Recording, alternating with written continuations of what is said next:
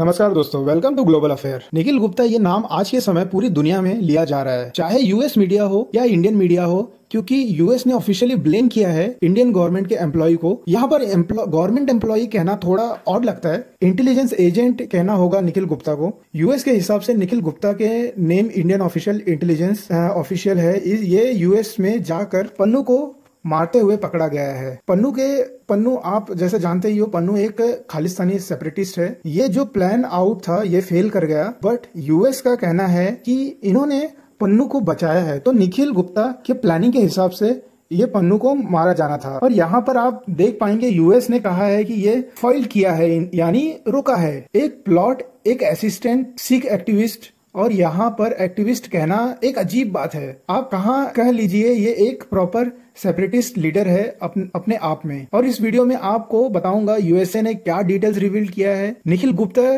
की जो स्टोरी है यूएसए के हिसाब से क्या है। अगेन मैं बता दूं, जो यूएसए कह रहा है इनका वर्जन क्या है, निखिल गुप्ता यूएसए में क्या कर रहा था। फिर हम डिस्कस करेंगे इंडिया ने यूएसए के आरोप के रिस्पांस में क्या किया है। मैं आपको ये बता दूं कि जिस तरह इंडिया ने कनाडा के आरोप को रिजेक्ट किया था, उस तरह यूएसए के अप्रोच में इंडिया ने कहा है अच्छा ये हुआ है तो ठीक है, आप अपने एविडेंस दीजिए, हम इसको स्टडी करते हैं और देखते हैं यहाँ पर बेसिकली हुआ क्या है। क्वेश्चन देखना यह है कि यूएसए पर आजकल ये उठाया क्वेश्चन ये है कि यूएसए जो क्वेश्चन उठा रहा है, इंसिडेंट यूएस रिलेशन को बुरी तरह खराब कर सकता है या नहीं, इसकी भी आंसर मैं इसी वीडियो में दूंगा। नाउ सबसे पहले ये निखिल गुप्ता है कौन और यूएसए के हिसाब से ये कर क्या रहा था यूएसए में। तो नाउ यहाँ पर आप देख पाएंगे यूएसए की ऑफिशियल वेबसाइट, यूएस अटॉर्नी ने अनाउंस किया है connection with foiled plot US citizen in New York city. ये मतलब यूएस सिटीजन बोल रहे हैं पन्नू को। इंडिया गवर्नमेंट का ऑफिशियल न्यूयॉर्क शहर में एक अमेरिकन सिटीजन, मतलब पन्नू की बात कर रहे हैं, ये मारने के प्लान बना रहा था।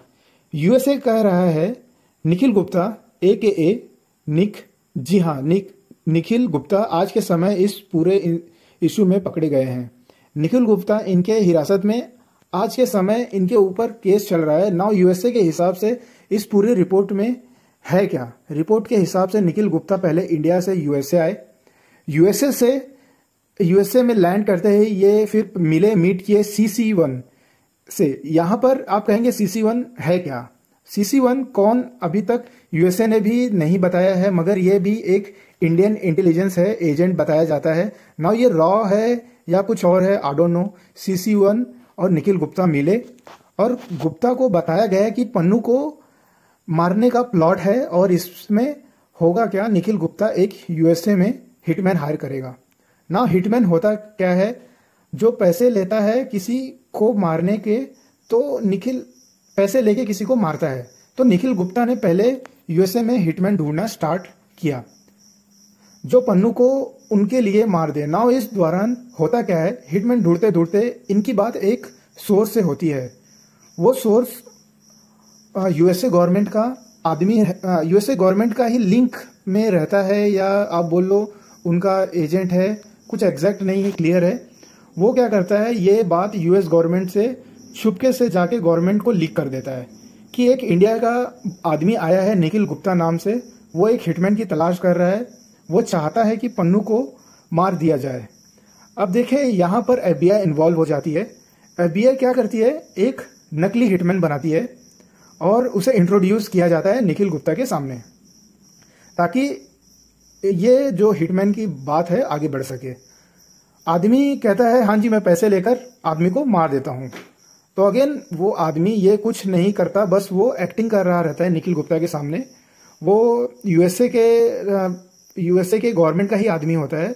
बाद में किसी तरह वो निखिल गुप्ता को रंगे हाथों पकड़ना चाहते हैं।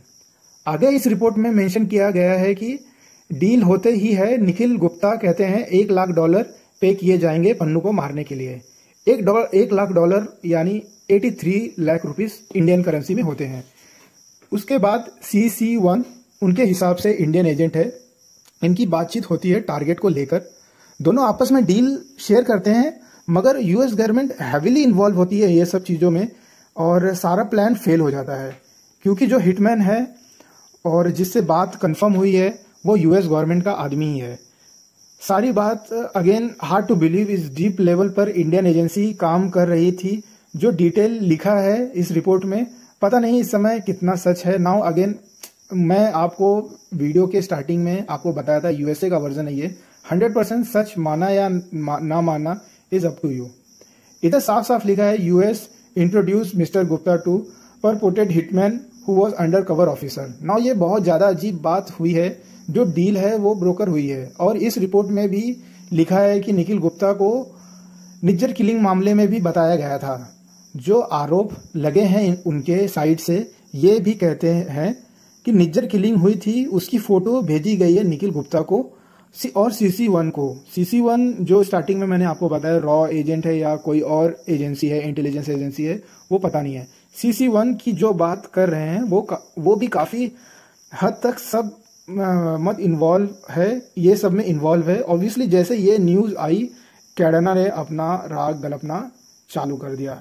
जस्टिन ट्रूडो वापस एक्टिव हो जाते हैं और रिपोर्ट के बिहाफ पर हम सही बोल रहे थे, इंडिया इन्वॉल्व है ये सब में, ऐसा कहने लगते हैं कि इंडिया को सीरियसली लेना होगा। नाउ अभी आप पूछेंगे कि निखिल गुप्ता के साथ क्या होगा। नाउ इस रिपोर्ट में बताया गया है जिनकी एज 52 है, मतलब निखिल गुप्ता की एज 52 है। मुझे तो लग रहा था कि बंदा यंग होगा, बट 52 ईयर का बंदा है। ये आरोप है मर्डर फॉर हायर का। इसमें मैक्सिमम अगर जेल हो सकती है तो वो 10 साल की है, इससे ज्यादा की जेल नहीं होती है। मैं यहाँ ये भी ऐड कर दूं कि एंड जज के सामने केस जाएगा, जज डिसाइड करेगा और यूएसए के गवर्नमेंट क्या इनफ एविडेंस दे पाएंगे। अगर नहीं तो हो सकता है निखिल गुप्ता बच भी जाए, और अगर बाकी कोर्ट के हिसाब से पता चलेगा आगे क्या होगा, ये प्रूव कर पाते हैं कि नहीं, वी नेवर नो यूएसए कितना सच बोल रहा है। और बहुत ही इंटरेस्टिंग बात यह है, इंडिया ने अभी तक ऐसा कुछ भी नहीं कहा है कौन निखिल, या फिर स्टेटमेंट को खारिज कर दिया हो। ऐसा कोई भी स्टेटमेंट अभी तक इंडियन गवर्नमेंट से नहीं आई है। तो इंडिया ने ये सब सुनते ही एक पैनल बना दिया है जो यूएसए के इनपुट को स्टडी करेगा, उसके बाद उस पर प्रॉपर रिस्पॉन्स देगा। क्या ये सब इंडिया और यूएसए के रिलेशन को इम्पैक्ट कर सकते हैं? वेल, मुझे लगता नहीं है, क्योंकि ये सारा जो हुआ था मई जून जुलाई के टाइम का हुआ है।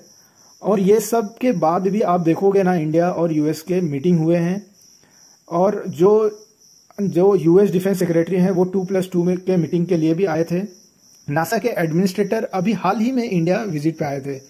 रिसेंटली हमने ये भी देखा यूएसए के एम्बेसडर हैं जो इंडिया के, वो अरुणाचल प्रदेश में गए थे और वहाँ काफ़ी बातचीत भी हुई थी अरुणाचल प्रदेश को सॉवरेनिटी को लेकर।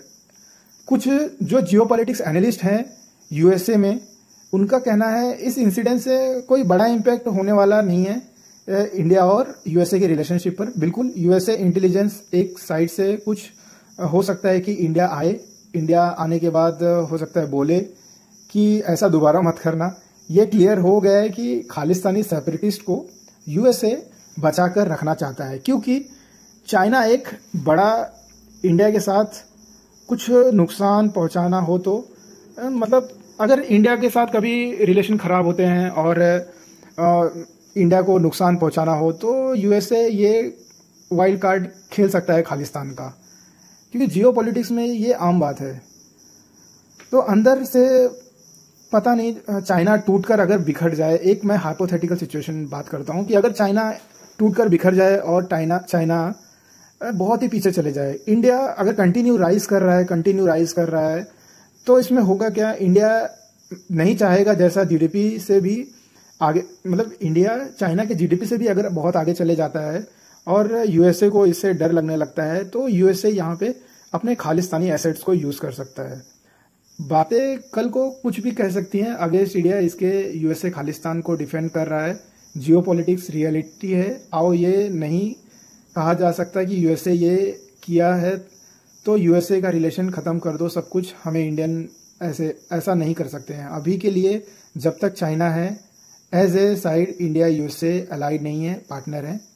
एक समय पर जब इंडिया भी ग्रोथ कर चुका होगा और स्ट्रांग हो चुका होगा, तब आप यूएसए और इंडिया के बीच में भी आप फ्रिक्शन देख सकते हो। ये काफ़ी साल बाद होगा, काफ़ी दशकों बाद होगा, but eventually might be happen.